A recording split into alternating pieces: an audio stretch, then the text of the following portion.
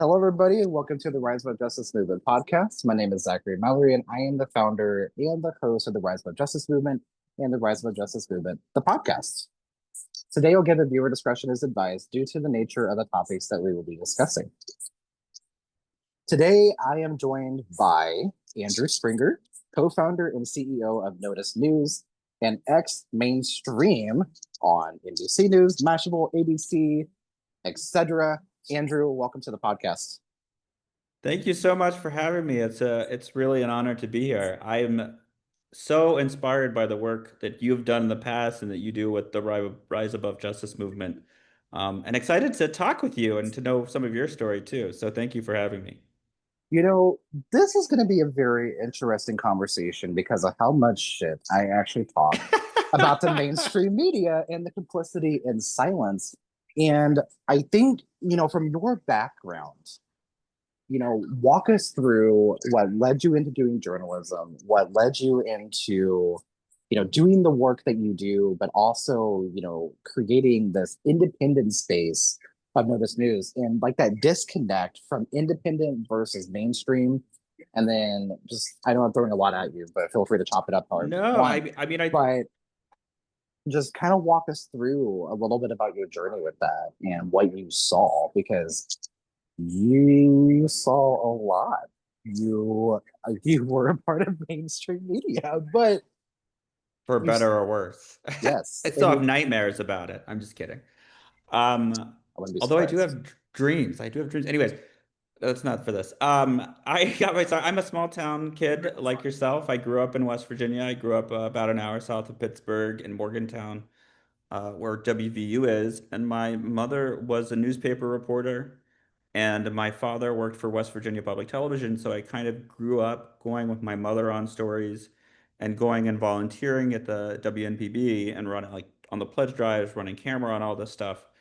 And I sort of absorbed from them this desire to tell stories and to tell the truth, and to report and to make a difference. And especially from my mother, there's a passage in the Gospel of Luke that says, to whom much is given, much is expected. And my mother strongly instilled that in me and my sister. And she's like, you've been given this incredible opportunity, do something with it. I think I broke her heart when I went into television instead of print. But I was drawn to a control room and a studio, and I love the immediacy of television. I mean, when I was growing up in the 90s, that was all there was, of course. Um, and so I went to school. I studied religion, because I was told, bring something into your journalism. Don't just study journalism. I went to grad school for journalism. I got an internship, which led to an internship at ABC News. I was the first Good Morning, excuse me, I was the first social media producer for Good Morning America. And then I ran the social media team at ABC News. And I worked across ABC News' shows from World News Tonight, Diane Sawyer, 2020, Nightline. And then I hated it. I hated it and I quit. And I took a job with the Bernie Sanders campaign in 2015. I was his communications and digital director in South Carolina for a short stint. I was terrible at that. I am not a good communications director. Um, I went to work for a website called Mashable, and then I was recruited for NBC News, where I ran social media, and I started the first news show on Snapchat called Stay Tuned, and tried to grow that into a Gen Z news brand. And I got real close to people who had the life that I thought that I wanted. And these people that run corporate media, at least at NBC, they sat on the third floor of 30 Rock in their big fancy offices that overlook the ice skating rink at 30 Rock and the plaza in the summer. And I thought to myself, this is the life that I always wanted. This was the life that I thought I wanted when I was a kid. And they were miserable. These people were miserable. But they all had the golden handcuffs, right? They were paid hundreds of thousands of dollars a year. They had kids, they had these fancy titles, they had these big jobs, but they were miserable because it's so backstabby. Journalism is a cutthroat business at that level. Not at every level, but certainly when you get to the executive level, I think of any corporate media outlet. And I thought I don't want this to be my life, so I quit. I quit and I went back to grad school and I did some consulting for the Voice of America, rest in peace. And I eventually started my own company, Notice News. I'd always kind of had this entrepreneurial spirit. And we set out to be sort of we wanted to tell the news to younger generations. And just over time, I lost this bullshit. I don't know if I'm allowed to curse, I apologize. This bullshit idea of objective media and objective journalism, and how much of a lie, and came to terms with how much of a lie that is and how much damage it has done. And I think you've either you don't know the truth or you're a liar if you think that any journalism can be unbiased. And so that's how we wound up at Notice News. And so we're now a progressive leftist news organization on Instagram, Snapchat, TikTok. We have a newsletter and coming soon, hopefully, a podcast.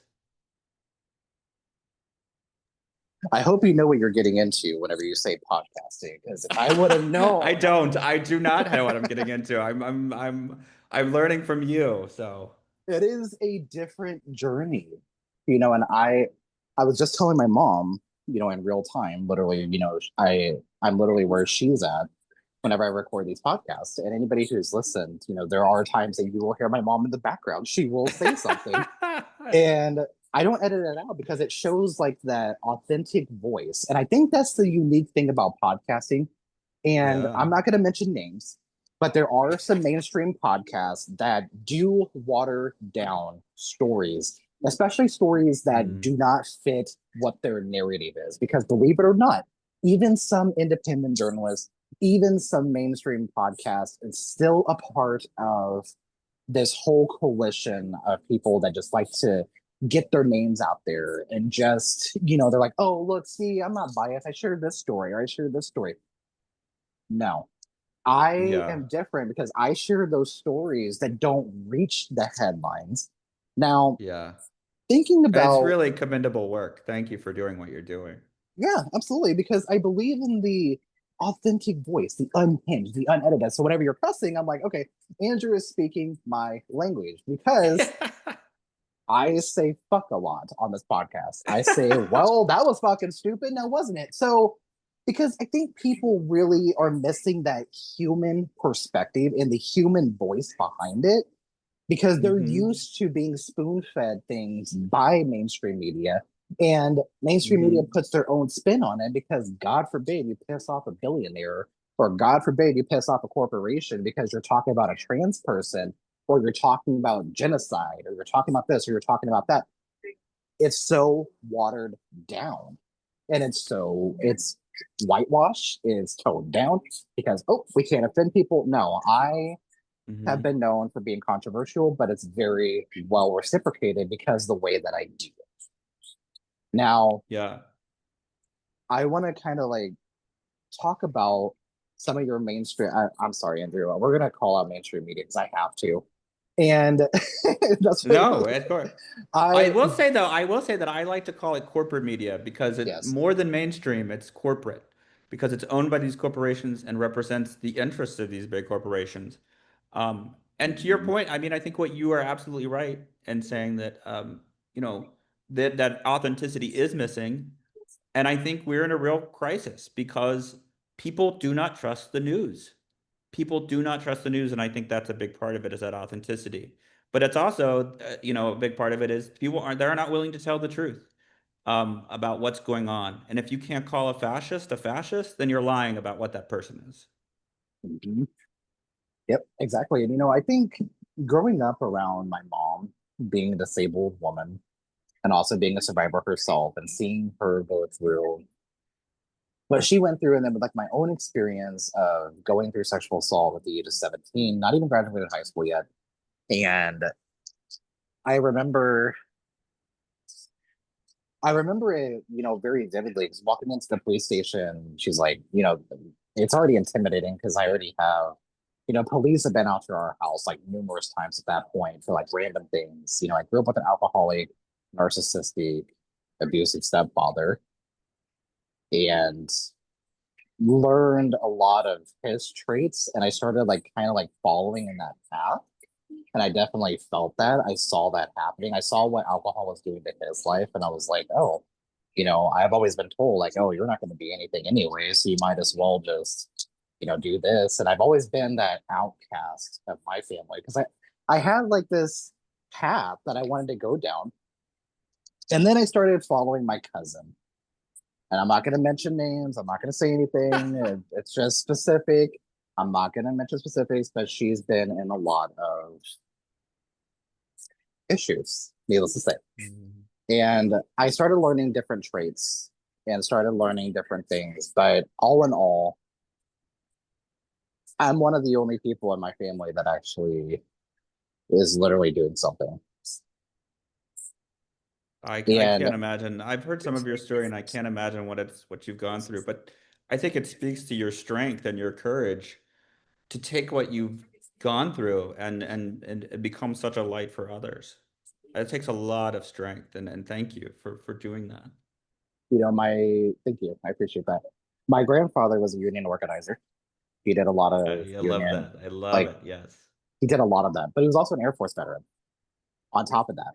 And, he took care of his family, and it wasn't always the greatest, wasn't always the best, but he still did it the best of his ability, like he knew how to do. My grandmother was my rock and the Hmm. person that really did open my eyes a lot to understanding different people's perspectives and understanding because there's two sides to every situation, two sides to every story.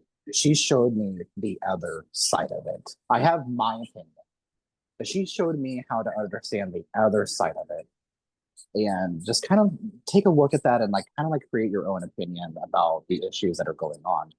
And speaking of which, you mentioned about like before we started recording, you mentioned about the domestic violence epidemic that continues to ongo in our communities and mainstream media is not, or I'm sorry, you got me saying it now. Corporate media is definitely not covering these stories.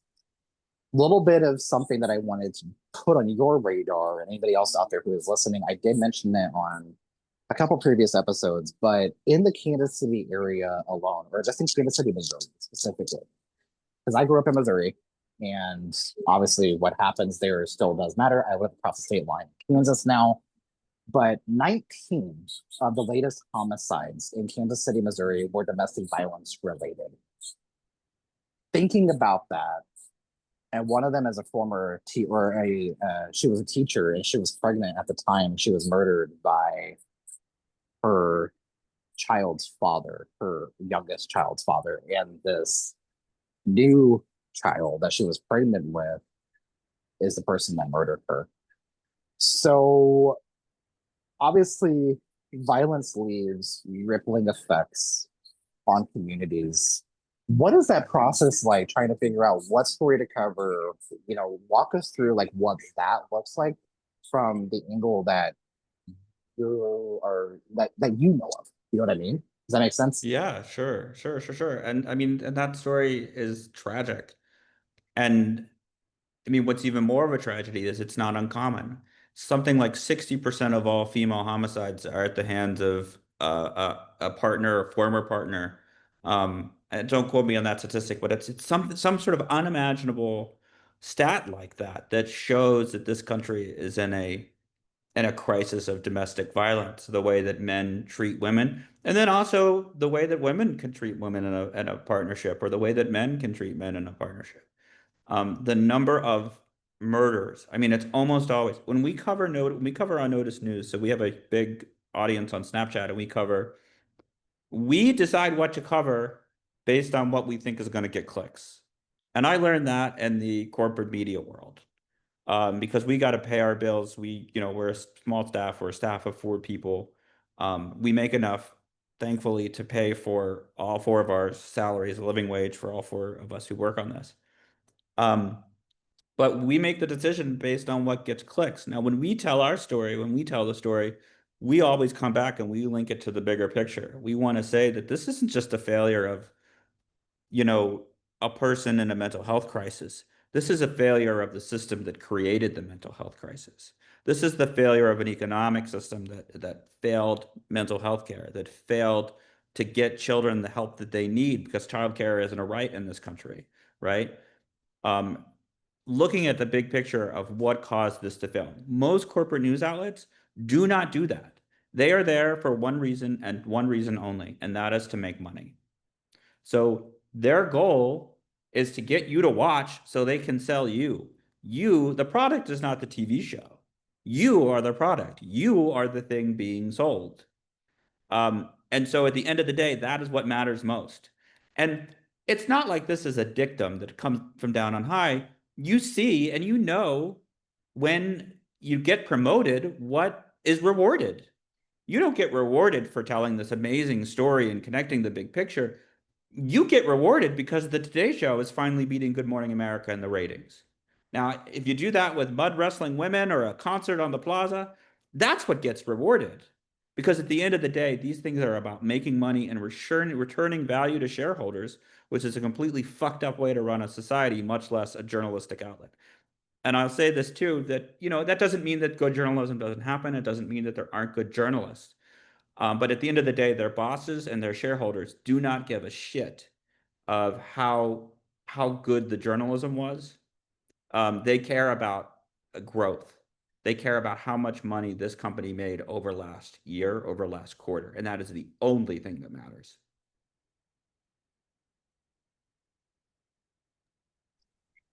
Thank you for sharing that perspective. And I think it kind of like paints the picture about that we live in this capitalistic society and it's all about greed, it's all about power, and it's all about money, right? And it's all about competition too. Like who can do this, who can do that, who can, get us the best ratings, who can do this. Like I told you before we started recording that I have friends that work in mainstream media, or damn it, and that corporate media. I'm going to get it correct at some point, but I think I'm just used to saying the mainstream media because it's what we're used to, right? Sure, yeah. And thinking about that, thinking about people that you've worked with, you don't have to mention names, but I know you know people that care directly about the ratings and care about those clicks and care about, just that whole money aspect. So, what really led you and what was it like creating like Notice News? Because this is your own, like, this is your brainchild. Like, this is something that you can just kind of go with and just go with the flow. And what's that process been like for you? Because that has to be like a breath of fresh air, realizing that you're not under like this like puppet control. You know what I mean? And that's Sure. that's literally what corporate media is like. It's like it's this puppet because you have this big Yeah. ass corporation. Ooh, actually, you know what? Hold on. Put the brakes on that. I have something I want you to talk about. Now, Okay. speaking of corporate media, do you remember or do you know about? Oh God, I gotta think about what it's called. But there was a video that went viral like several, like many years ago, and it showed different stations airing the same segment, same language, Yeah. same everything at the same time. Can you talk about that just for a second? And Yeah. what do you know about that specific part? Because it's all by one corporation, and I'm gonna do some It's from digging. And Sinclair. yes, It's it was from Sinclair Broadcast Group, and I remember that story. And I think to those of us who watched the stuff, it wasn't surprising. As I recall, it was a script handed on from on high. The Sinclair Media Group, they're super conservative, super right-wing, fascist supporting conservatives, and they own an ungodly amount of TV stations in the United States. And they said, "Hey, read this on air." They're a terrible company to work for. I have an ex who work for them. They do not pay living wages. Um, and then they spread fascist, pro-capitalist propaganda that and tell them to read it verbatim. Um, and it's one of the what they're exploiting. And I think about this a lot, right? I think about propaganda a lot. It's propaganda because what they're exploiting is, the human mind can't process everything that it comes upon. And so the mind takes shortcuts. They're called heuristics. And if you tell somebody something over and over and over again, and this is scientifically proven, they'll start to believe it's true because the mind can't think about gravity all the time. So if you tell somebody it's gravity, gravity, gravity, you're like, oh, go gravity. You sort of absorb it. And so that's the same principle that people like Sinclair, that's the same principle that people like Fox News, Rush Limbaugh, all these blowhards are, they want you to hear it over and over and over and over and over again so that you start to believe that it's true. And they're doing the exact opposite of what your grandmother taught you to do. And it is so important that we have people like those in our lives that teach us how to think and to see different viewpoints. Because there are bad actors who support fascists, who support capitalism, who support, climate change denial, who are trying to brainwash the population. And that's exactly what that was.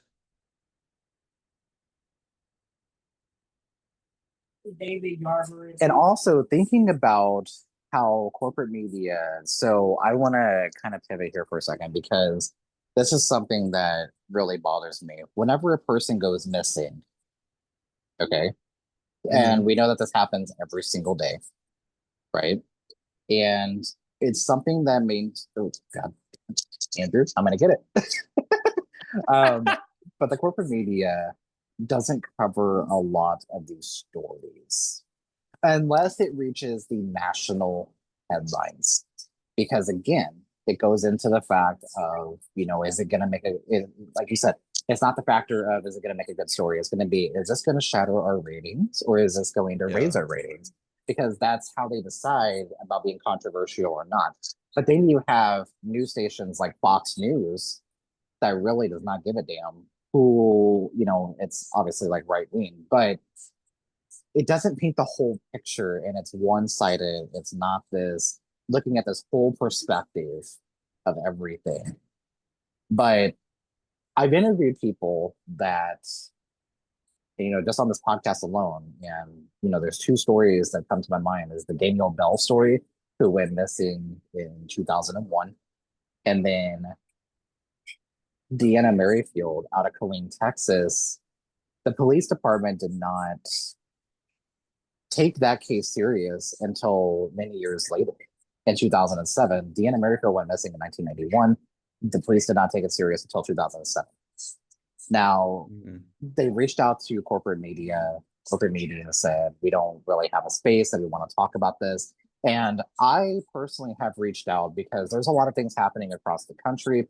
Being an LGBTQ person myself, as somebody who went through conversion therapy for 2.5 years, I would think that somebody in corporate media would want to talk to somebody like me who has actually been through it versus somebody who has not and just going to give a bunch of numbers. Like, don't get me wrong, that's still valid. That I understand that, but they do not want to share my voice. Mm-hmm. So thinking about that, what goes into that process? Because you did talk about it a little bit whenever you were talking about it's not about those headlines and it's not about anything, but it comes down to, is this going to be too controversial? Are we going to piss off, these corporate elites? Are we going to piss off our viewers because, they're used to listening to this corporate media, this watered down, whitewashed bullshit that is considered as the primary news source of the country? But thinking about like missing persons and thinking about Sure. stories of survivors and thinking about that, what did you run into and what was the hardest part of trying to figure out, is this gonna do what we want it to do, or is this gonna be controversial, or is it gonna be this? Walk us through that process. Yeah, so I had the good fortune. My very first internship was at a show on PBS called Washington Week with Gwen Ifill. And I don't know if you remember Gwen, but Gwen was a journalist and she co-anchored the PBS NewsHour for a period of time. She moderated the vice presidential debates in 2008 and 2012, and she was African American. And she coined the term missing white woman syndrome because almost overwhelmingly, it was true in 2000, I think 12 when she said it, and it's true today. Almost overwhelmingly, the people that are reported on missing in the news and corporate media are white women. Very rarely. I think it's changing a little bit, but certainly not fast enough, and certainly more tokenism, I would say, than anything else. But if you are an attractive young white woman who is missing, you will be covered, right? Um, Gabby Petito is the first story that comes to mind. I mean, that story was catnip for TV news producers. It had all the elements of of missing white woman syndrome, right? Um, and so what happens is you get in sort of this groupthink. You know, at Good Morning America, they sit in the control room and they watch the Today Show. At the Today Show, they sit in the control room and watch Good Morning America. And they said, well, we don't have that story. Why are we not covering that story? We should have done that story. Why don't we have that story? And CNN's on right beside it, and CBS is on right beside it, and Fox News is on right beside it. So you get this sort of, you know, it's not a vast conspiracy. Everybody just kind of goes after the same story. And that's even amplified more in terms of the internet age where you can just where you write about something, so something's in the ether, and I want to hitch my wagon onto that viral, you know, story, which is Gabby Petito. Meanwhile, we have a crisis of violence against Black trans women. You know, the age, the average life expectancy now of a Black trans woman is 36 years old in the United States of America. And that's not on the news. That's not on corporate media. We did a story the other day about a young trans woman who was killed um, by her partner. Um, and a young Black trans woman who was killed. It's just stunning that not killed. Excuse me. It's stunning that that is not covered. Like, why isn't that a crisis? Um, and I think one reason is because the people who run the show are racist, and they think that other people are racist and aren't going to care, which is there's probably some truth to that, right? I think that, you know, when it comes down to the working folks who work in these newsrooms, the biggest constraint is time, right? Your friend who works in a newsroom in St. Louis at a local TV station, she's probably got three or four, five stories to cover in a single day. She doesn't have time to sit down and do with you, you know, and tell your story. She just doesn't have the time. She'll be fired. If she goes out on the story and says, "Well, I got this amazing interview. It was 2 hours. I got to go interview it." Get the hell out of here. You can't do this job. Because at the end of the day, that job isn't about journalism. That job of the day isn't about storytelling. That job is about returning value to shareholders, to the Sinclair family, to the Murdochs. Um, that's what that job is about. So it's not really her fault. She's caught in the wheel of the capitalist hellscape that we find ourselves living in, that makes all of us worse. Yeah, absolutely. You know, and I admire the work that you are doing with Notice News, and you're covering stories that obviously the corporate media will not cover, or they undercover, or they refuse to cover, or they'll cover it later and never do. So I want to say thank you for, you know, obviously collaborating with us because you've helped us grow quite a bit. And I know that's been reciprocated on both sides of that. And seeing like your platform continue to grow too with Notice News and, you know, covering some quote unquote controversial topics, but is it really controversial or is it really just painting that entire picture of what's really happening right now? And I think it's the latter part, but you know, obviously I have seen people in the comments are like, oh, where did you get this source? And where did you do this? And where did you do that? Like, if only you knew who was behind this. Like, if only you Well, knew, because I think there is such a hunger and thirst for what you're saying, and when the type of reporting that you're doing and the type of reporting that we're doing. People aren't idiots. They know that they aren't getting the truth from corporate media. They know they're not giving the full story. And that's why one of these reasons that these unbiased news is such bullshit. People know it's bullshit. Tell me that you're biased so that I know where you're coming from. I don't make any secret of the fact that I'm a socialist. And then you can take that and know that and then make a judgment on the argument that we're making or the point of view from which we are telling the news. I'm not going to stand here and tell you that it's unbiased. That to me is dishonest. It's a lie.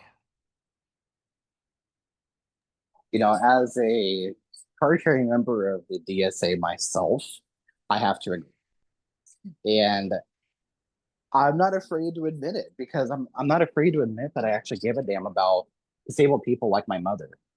Yeah. I'm not afraid to admit that I give a fuck about our economy and I care about healthcare and I care about everything that the establishment dims and the establishment and like the far right. And I'm not afraid Hmm. to admit that I actually give a damn about people.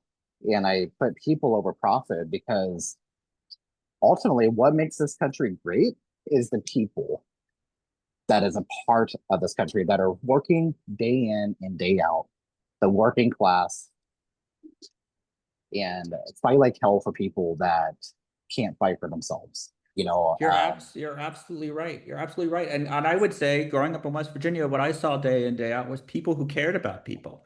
The majority, the vast majority of Americans care about other people. They care, yes, they care about their own financial insecurity, like they want to be able to pay their rent and own a house, but they also care about other people. And the thing that never gets covered and is buried by capitalist propaganda is the fact that Americans love socialism, Social Security, Medicare, the VA, your public library, firefighting department, public schooling, all incredible programs, all examples of socialism. We get people in our comments that say, "Oh, I don't think this is gonna work, and I don't think that you know the DSA is really doing anything, and we have this, we have that," and I'm like, "Well, next time your house is on fire, do me a favor and not call the fire department." Or, hey, guess what, Grandma? Whenever your SSI check hits, make sure you don't cash it. Yeah, absolutely. Now, Absolutely. I say that because my mom's on SSI and she uses it to, they cut her off of food stamps. And that's another, obviously, a very necessary program that needs to exist. And whenever you have and I'm going to call this out, and I'm probably going to get some backlash, but whenever you have a president that directly states a conflict between a husband and a wife should not be reported in regards to domestic violence, in regards to sexual violence, in regards to that, because he believes, which this is kind of condescending a little bit, but he believes that whatever happens between a husband and a wife should be kept at home. So why are you so damn worried about what goes on in my bedroom then? Like, why are you so worried? There's nothing going on because I'm asexual, but anyway, but it's just it's like you're so invested in other people's lives, and you're That's so because his marriage is invested a sham. exactly 100%. Now, thinking about that, how do you feel that obviously the current political state obviously influences corporate media, and it does. And anybody out there, if you're not paying attention, I highly recommend you do so. And I'm covering these stories and covering people that are doing the work because I believe in eradicating the corporate mindset. And, literally thinking about corporate media, and unfortunately, I've had some negative run ins with some journalists that are working with these news sources that have twisted my words to fit a narrative. And there was one specific that was with the Kansas City Star, which is, like a corporate newspaper. Even though they try to Hmm. claim that they're not, they still are. They still care about the ratings. And they also put their articles behind paywalls. So that's everything that we need to know right there. Because if you go onto a news source and you have to pay to read an article, that's literally that corporate capitalist news media trying to make a profit because, oh, yeah, see, look, we're covering the gun violence epidemic, but you have to pay $1 for our subscription in order to read this. Or they give you like 3 free articles a month or whatever, and then you have to pay. No, fuck that. Absolutely fuck that. But there was a journalist, and I hope to God he was no longer a journalist because he was absolutely horrific. But he twisted my words and made it completely spin around the person who used to be a journalist at one of the other news stations. She became like the media person with like my school district, and she came and she like literally chewed my ass out over something that he stated, even though that's not what I said. Because I was like, no, here's what I actually stated, and he twisted my words directly. He made me seem like I was literally a villain against the school district. But in all, the school district actually did not actually protect me from anything. They did not believe me, and they tried to override my mom on a number of things. And it's like, you are not my guardian. You are nothing to me. Like, my mom is my guardian. I am a fucking minor, and you're sitting here trying Oh, to, this was wow. This oh, was why you were a student. This was why you were a student. yes. And, again, Wow. this is a school district that is fairly open minded, but the superintendents, ever since whenever I started school, okay, my class was one of the first classes that went through a district transfer. So essentially, I went from Kansas City School District to a different school district. And my class was the first one to go through that. Now, the schools that I went to used to not have air conditioning. They used to have Mm, very, very low test scores because this was at a time that the Kansas City School District did not even have provisional accreditation. It wasn't until hmm. years later, whenever the other school district, which is the Independence, Missouri School District, finally took over and, finally got air conditioning in those schools. But it was really rough. There was a point in time that my mom said, "You are not going to that high school. You're going to go to a different high school," because of how rough it was and how bad it Hmm. was and the violence and everything that went along with it. It was literally horrendous. Those students that went to that school, they may be like 14, 15, 16. They look like they're in their 30s and have been bodybuilding for decades because they were huge, right? And they're this big, like, muscle bullies. Hmm. And me being this little flamboyant, like, queer kid going into high school around that probably wouldn't have been a good idea. And it was even rough, like, still going through what I did and like what I saw, because in the locker room, these boys, this whole like boys will be boys epidemic. I know you know what I'm Mm. talking about. Yeah, of course. But they would always chop it up to, oh, they didn't actually mean to say that. They're just boys being boys. So talking about going to a party and raping your girlfriend and a boy being a boy, Mm. excuse me? How is that? How is that right? Come to find out, several years later, that same person I was just talking about was charged with domestic violence. I Yeah, I those hate those are things that are learned young. I mean, it's terrible. I hate to It's just a admit that I cycle was of right. violence. Yeah. Yeah, it's a And cycle of violence. it all starts at home, y'all. Yeah. It all starts at home. The schools are not your babysitter. They're not. Those teachers are underpaid, and they do Hmm. not they do not get paid to take care of your child. And that is the reality of that. Teachers go to school to prepare our future generations to become our next generation of leaders. What exactly are you doing whenever you contribute to the school to prison pipeline? Letting Mm-hmm. those students know that, oh, you need to just chop it up with no accountability. No, boys will not just be boys. Boys will be held accountable for their actions, is where that comes in. And whenever we teach our kids abstinence only instead of comprehensive sex education that talks about rape, that talks about domestic violence, that talks about these very real issues, because I did not know they were going on. I knew it was happening, because obviously, media, like social media and things like that, Hmm. I knew that these issues were happening in our communities. But it wasn't until I graduated and started going to organizations events and start going to pride festivals and start going to, nonprofit meetings and serving on boards, serving on councils, doing fundraising, and also working within the mental health system really changed my mind and changed the outlook of what is truly facing our communities. And these are epidemics that the corporate media refuses to cover because it does not fit their direct narrative. Now, like you said, I have a friend that is a news producer, and she's like, God, I really want to cover the story, but my bosses will not let me do it. It doesn't reach it's not going to generate this income. It's not going to generate these clicks because it's considered controversial. But she's like, Hmm. I really want to cover the story, but I just can't. And it's been a while since I talked to her, and I need to reach back out and see how she's doing and like this whole cycle of things that are going on right now.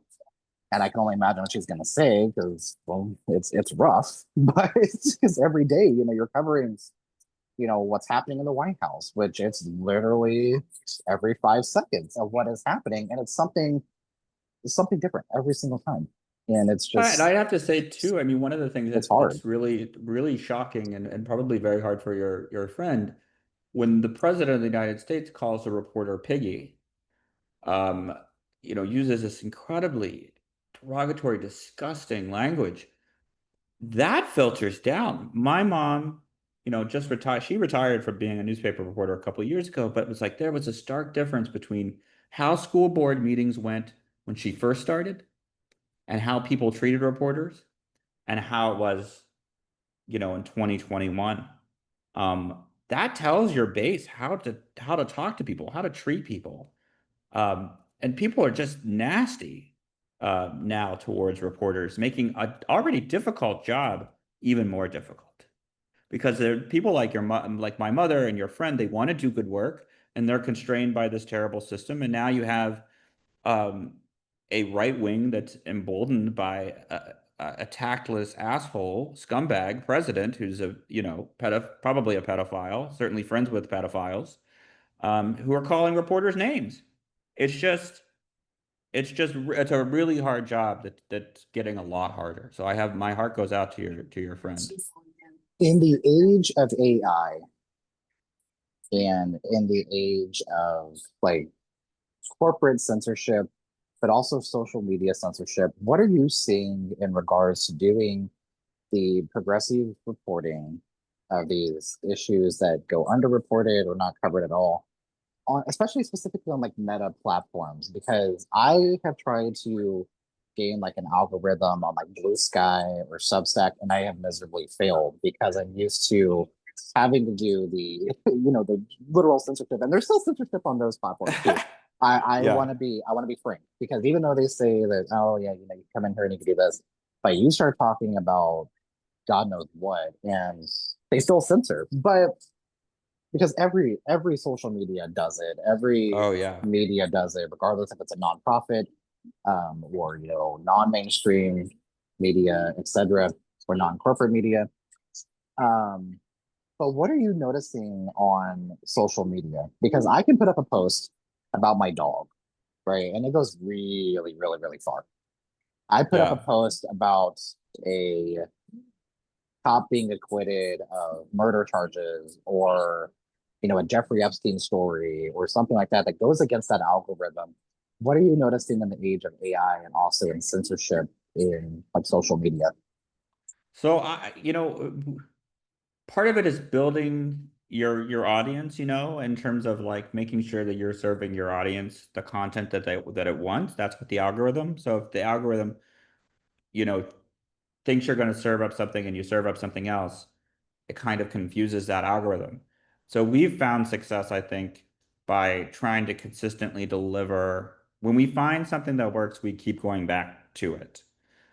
We found that our audience was very interested in the success of Zoran Mondani, so we keep going back to it. I mean, I'm inspired by Zoran as well.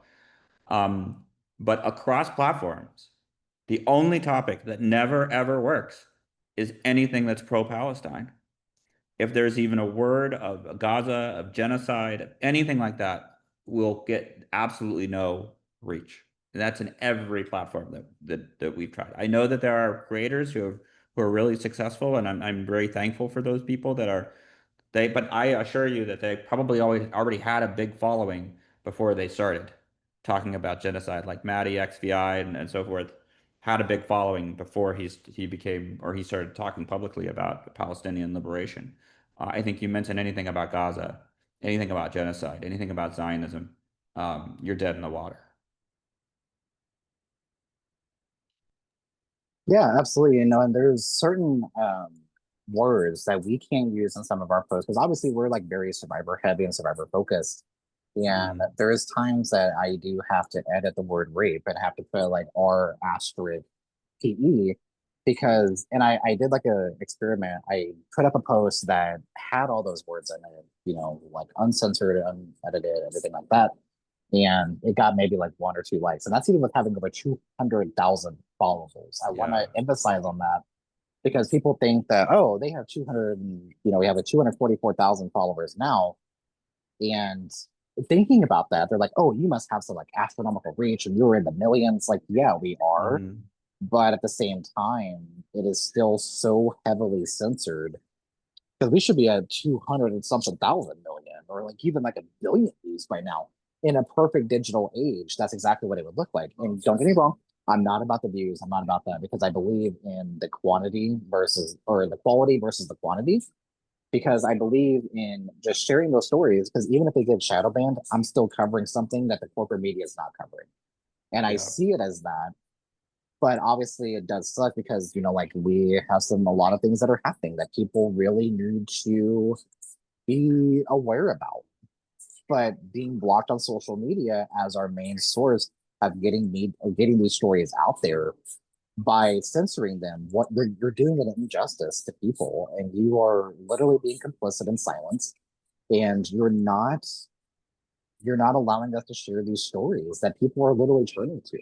And I think in this day and age, people are turning away from corporate media and starting to recognize more movements like mine and like yours, and recognizing the need to have these sources, these alternate sources, but they are going to become mainstream at some point in a good way, though. It's shaping the way that mainstream is supposed to look like. And I'm seeing that a lot and I love it. And I mean, I think you're right. I think you're absolutely right. And I think that's a good thing. I think it is, yes. we need different voices in the media. We need libertarian voices. We need, pro-capitalist voices, but we also need socialist voices. We need communist voices. We need anarchist voices. We need people to own their biases and tell us where they're coming from. You know, I think that Yeah. at the end of the day, so many times we've seen objective media fail. Objective media failed to call out the lies of the Bush administration, and 800,000 Iraqis died. Mhm. And that was a failure. That was partly a failure of the news media, the corporate news media, who everybody who looked in control rooms and was watching all the other TV screens. The blood of 800,000 Iraqis is on their hands. Yep. But 100%. any and the run up to the Iraq War, anybody who deviated from what the administration was saying, was biased, right? Was immediately labeled biased, and the only person on television telling the truth was Jon Stewart. Mhm. So I think you're right in terms of this. Hopefully, I hopefully think that we're becoming more mainstream, but I'm certainly heartened by the success of you guys and the growth of things like Democracy Now, Drop Site News, Navarro Media in the UK, just doing incredible work. And another one that I would like to add to that is Breaking Points with Crystal Ball and Yeah, Sagar. And they do a great job. I'm just gonna tell you this. One of my favorite journalists and one of my favorite people is Crystal Ball because she does such a I did not like her at first. There was something about her that I didn't like, but I also realized at that time I was still like very corporate minded whenever she first came around. And then starting to listen to the stories that she's covering now, and then also like Kyle Kowinski, which her and Kyle are now married. But Mhm. thinking about that and like listening to them cover these stories in non-biased way, it's really shape-shifted my mind a bit. And my partner has helped me realize about Kyle Kowinski and Crystal Ball and Sagar and Emily and some of the others that are in their orbit. But I'm realizing, and I'm starting to get to know obviously like you a lot better and get to know some of my other like non-corporate media friends. And I think also sitting down and talking to some like mental health coordinators that are on like set of like film and like production now, and then also Mhm. like intimacy coordinators that help like obviously some of those scenes that are a little more intense than others, but they have like intimacy coordinators, they have mental health coordinators on set and in film now.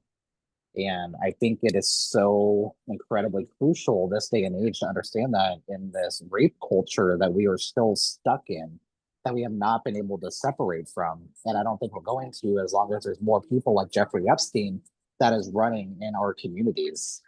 And until we address those ongoing root causes of those issues, I think we're going to continue down this same path that we've been down for decades and centuries. And if anything, it's going to continue escalating because not enough people are listening because the corporate media, where most people are getting their information from, is not covering it. So therefore, they're like, oh, it's not happening because, oh, NBC didn't cover it, or Fox didn't cover it. That doesn't mean it's not happening, y'all. That means that it's being censored because it doesn't reach those donors and it doesn't reach the people that they're trying to reach, which is mainly the white upper class.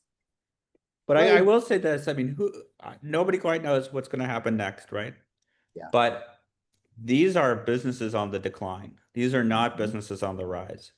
Mhm. Um, I think you'll have a few people who come out of it Mhm. in terms of big media players who will truck along and make boatloads of money. But because of the late stage capitalism values growth above all else, these are not growth businesses. Do you think more people are going to be watching Good Morning America 20 years from now than are today? Like, once upon a time, 60 million people watched the evening newscast. Today, 20 million people watch the evening newscast on a good day. And all those people are about to die. The average age of I apologize for being so crass, but the average age of a nightly news viewer is 64 years old. Um, you know, People our generation, and especially younger generation, are tuning into the nightly news. And that's, the CBS News is not a company on the rise. So who knows what will happen tomorrow?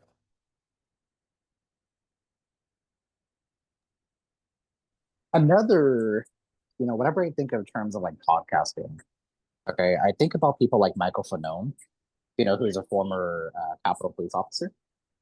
And I think about Oh like yeah, yeah. I think about like Midas, and I think about, like you mentioned about like drop site news, and like I also think about journalists like Ryan Grimm, and I think of, oh God, there's so many. And then there's another one of our collaborators, which is feminist. They have like 6 million Yeah, followers on they do a Instagram, fantastic job. They do a fantastic job. but they Yeah. do this deep, like thorough analysis, and I caught on to that. And I think the next phase of our podcast, the next phase of our movement is we're going to do more deep analyses. Ooh, that was a Mhm. weird word for me to say. Um, we're going to do some more like deep diving into these quote unquote controversial subjects. But I want to cover the history of disabilities and cover the history of LGBTQ. Speaking of like LGBTQ, we lost a martyr in our community, and this is somebody that I deeply admired. I never got the chance to directly talk to her, but she was a Black trans woman, and her name is Miss Major. Mhm. I'm going to tear up as I talk about this, but she's the reason why I continue to fight the way I do, because she opened my eyes a lot. And hearing her speak gave me the energy that I need to continue pushing forward. And thinking about people like Marsha P. Johnson, Mhm. who was murdered for being who she was. I think about who she would be now, and I honestly don't know if she would still be alive, because that expectancy of a Black trans woman is 35 years old in the United States, the life expectancy, because of the amount of violence. And I think back to the Stonewall riots, and I think about how corporate Pride festivals have become, and losing the entire effect of what Pride is supposed to be like, and what it's actually supposed to be is the true queer liberation and the community grounding before the colonization. And I call it colonization because that's exactly what it's like, is, overtaking, and the corporate world is overtaking. But I do have a little bit of sense of hope that there's these alternate Pride festivals that are happening that are non-corporate, that are people-centered and community-grounded, and not even just Pride Festival, but just events in general.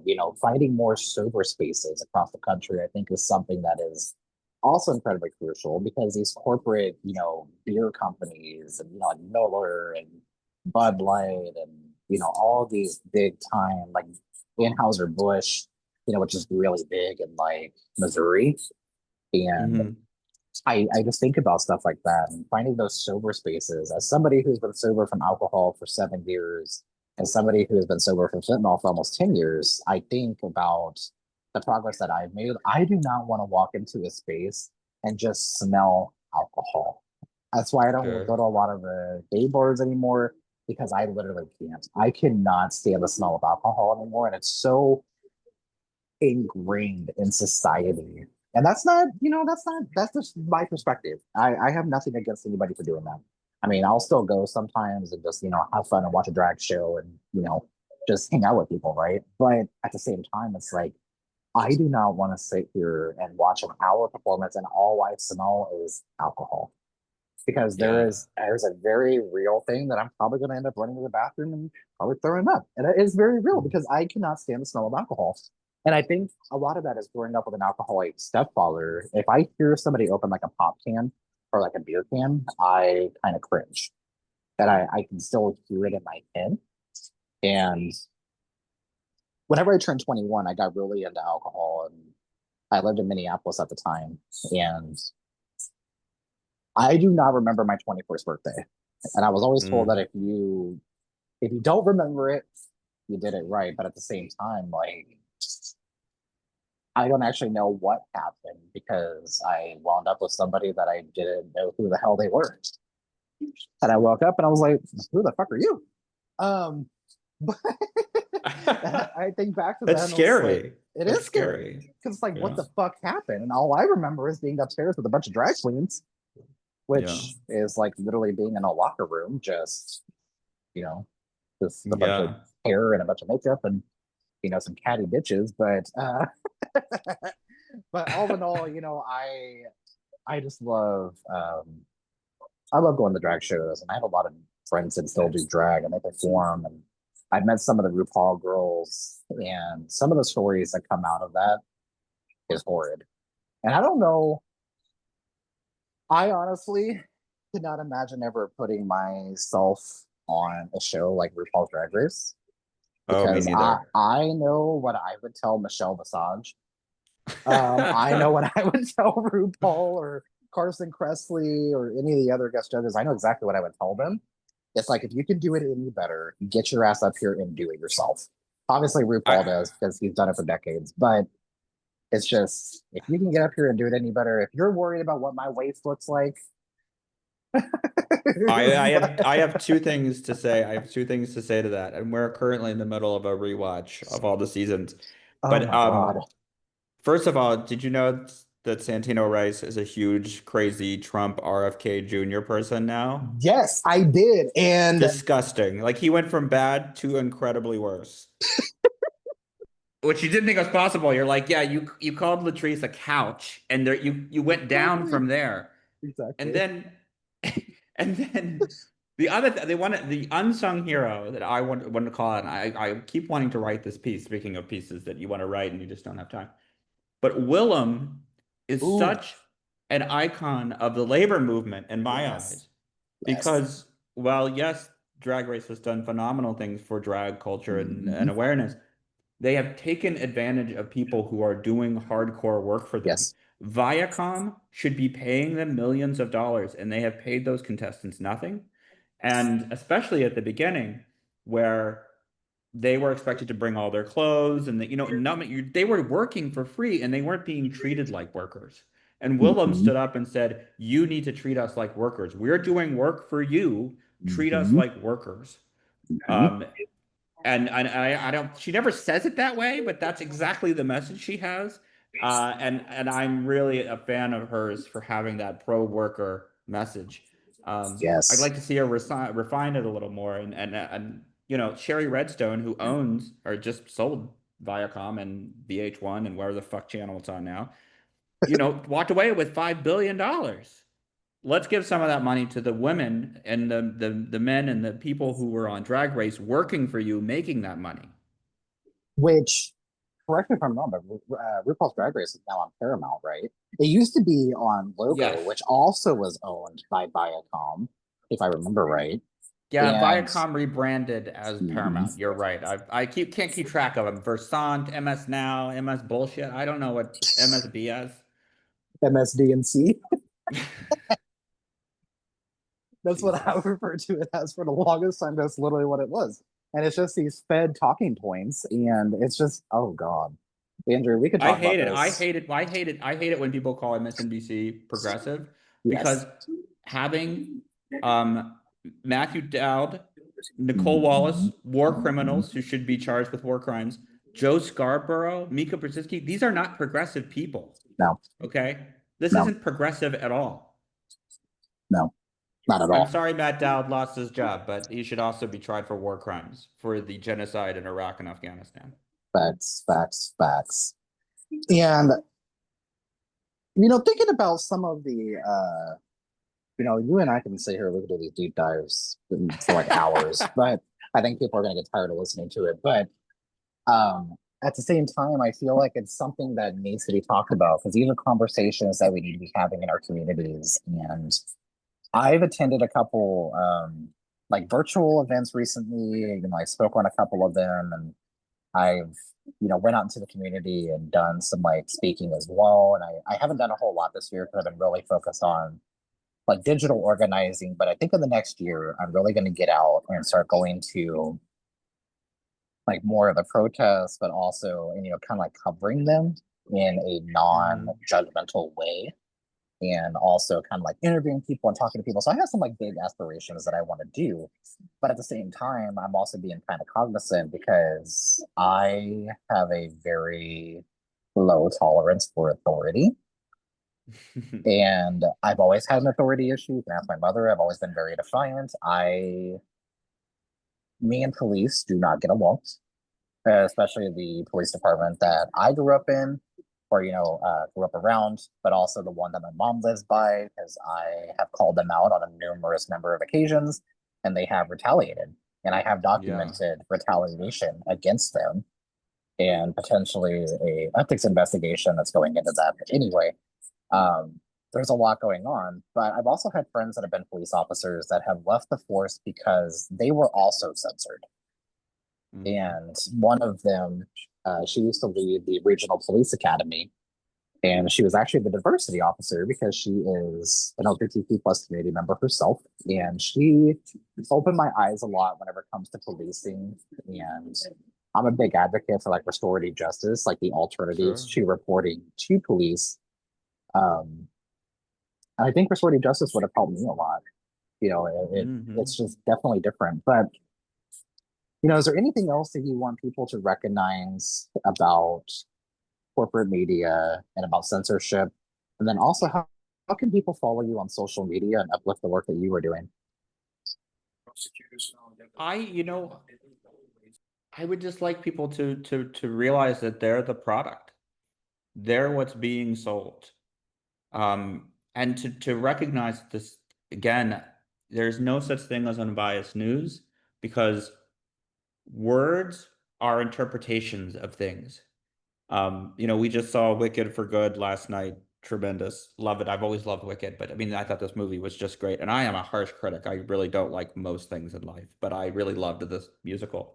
But the song that the wizard sings, which Joel Grey sings much better than what's his name from Jurassic Park. But is a man a liberator, or a ruthless invader?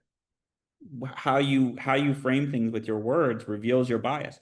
What you choose to tell as news reveals your bias, right? If you don't tell the crisis of domestic violence in this country, if you don't tell the crisis of Black trans women in this country, that means you're not unbiased. It means you're a racist. It means you're a misogynist. It means you're a capitalist. And all three of those things are bad things, in my view. Um, that's what I want people to be aware of because there's no such thing as unbiased news. And I will rail against this for the rest of my life, I fear. And if you'd like to get more, you can follow me on Instagram, Andrew V. Springer, and Notice News at notice.news on Instagram and TikTok and Snapchat. And thank you so much for having me on today. It's been such a pleasure to talk with you. And I look forward to your analytical pieces. I think that will be great. And I think there's some other collaborations that we can absolutely do as well. So that's obviously something we'll talk about offline. But thank you so much for coming on the podcast today. And please take care of yourself out there because it is a lot. It is very rough. And with that, to anybody out there who is listening, please follow Notice News and Andrew on social media. You can also find the social media handles that will be in our um, description of the podcast, but also we collaborate on social media, so you can also find them through there. Andrew, thank you so much. Please take care of yourself, okay? Of Thank you. Thanks for having me. course, thank you.